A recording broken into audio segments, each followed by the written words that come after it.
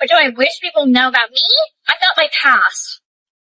I think, the judge, the state, the authorities, the legal system gave me a second chance. I feel like I deserve to be given that second chance.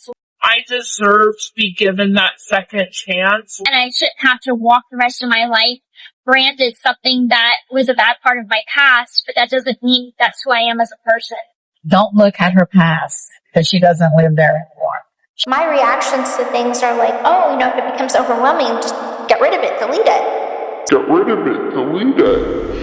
What's up, everybody? Welcome back to my channel. Today we're going to be getting into a recently released FOIA from Gypsy Rose Blanchard's stay in prison. I want to take a look at Gypsy's DOC file.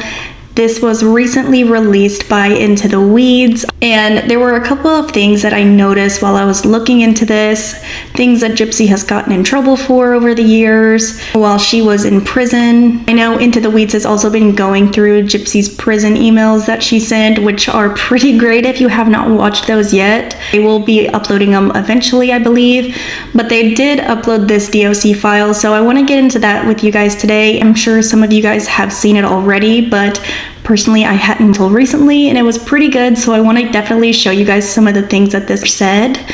But before we get into all of that, make sure you like, subscribe, and make sure your notifications are turned on so you can keep up to date with anything I've got coming out on my channel. I also want to give a shout out to Realtor365 for gifting me with the super thanks on my recent video. And also, again, thank you Into the Weeds for allowing all of us to get the opportunity to look at these documents, allowing all of us to look at them together and review. So I appreciate that. But let's go ahead and get into it.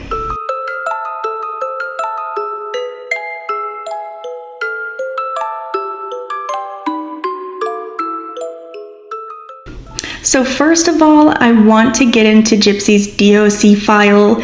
I'm going to be showing you the records as I go through them with you guys. A good majority of the paperwork that is in here is basically just them destroying Cosmopolitan magazines. For whatever reason, they just kept sending Gypsy Cosmo magazines. I don't know if she had like a subscription or what. So a lot of these documents in here are just them telling her that they're being destroyed, getting her to sign that, letting her acknowledge that they are being destroyed because they are too sexually explicit, or they encourage, inmates to do things that really shouldn't be done, I guess, while they're in prison. And there were a couple of other things that were blocked, just as far as, things not being allowed to be sent out or received by Gypsy, including like sexually explicit letters and things like that. There were quite a few of those. Another one by Jeff Gainan. I don't know if I'm saying his name correctly or not.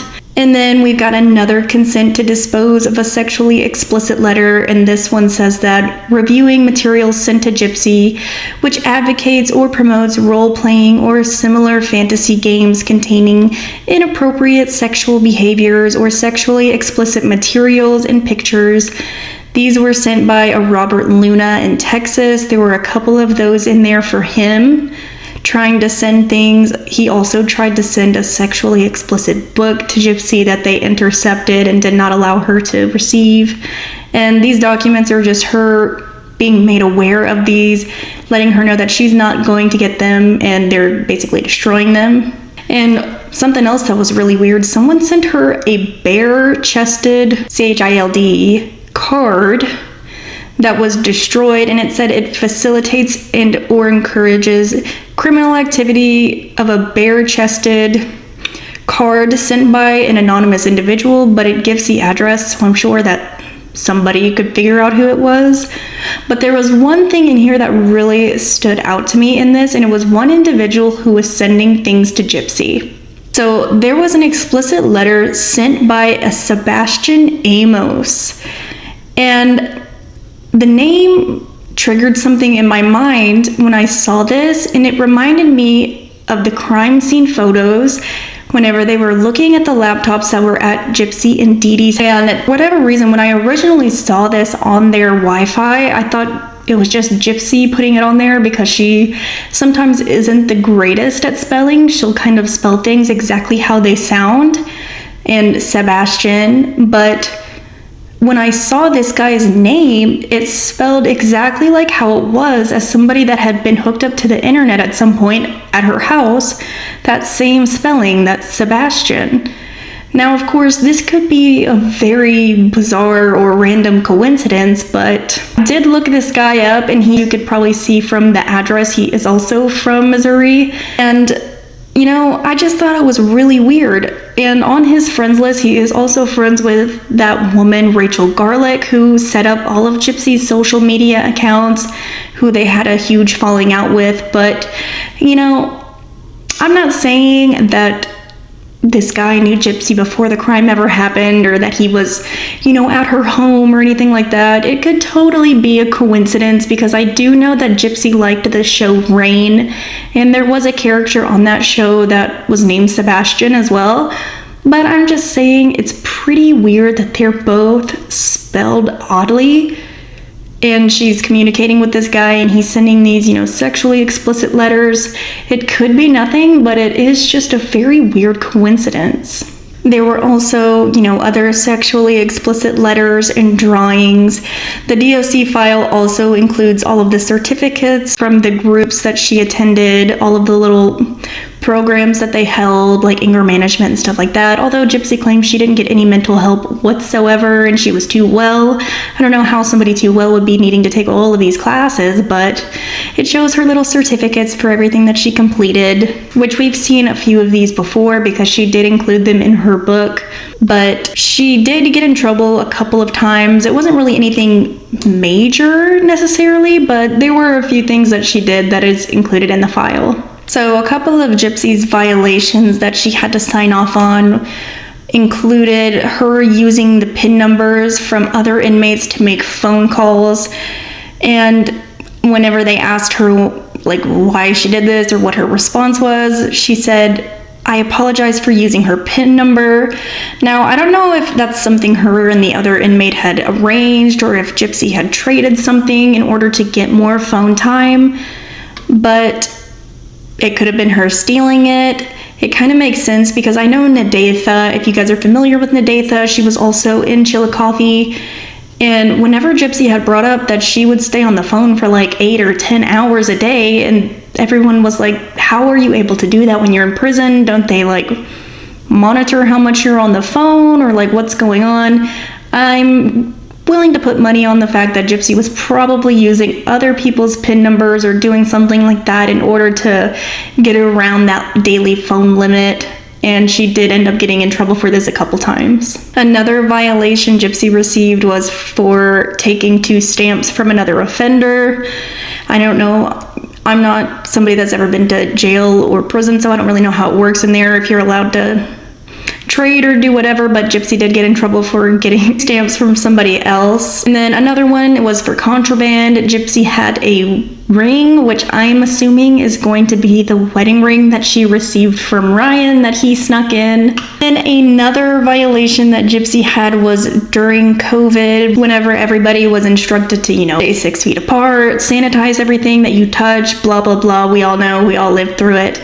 But Gypsy got caught after being warned multiple times to clean her items, spray them down, sanitize them. She did not do it, so she had a violation for being lazy, which is kind of something that happens throughout her file. A lot of it is just due to pure laziness.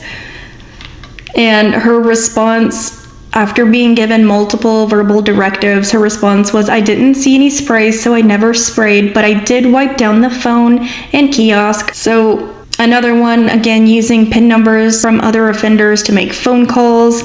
This was done in a way to circumvent the system in place, limiting offenders' time at the phone. During questioning, Blanchard admitted to using the PIN numbers and was apologetic and would not do it again. Her statement was, "I'm sorry." Clearly she wasn't, because she continued to do it again. But, that's just how Gypsy is. Another one was Gypsy was attempting to email or mail out sexually explicit emails herself.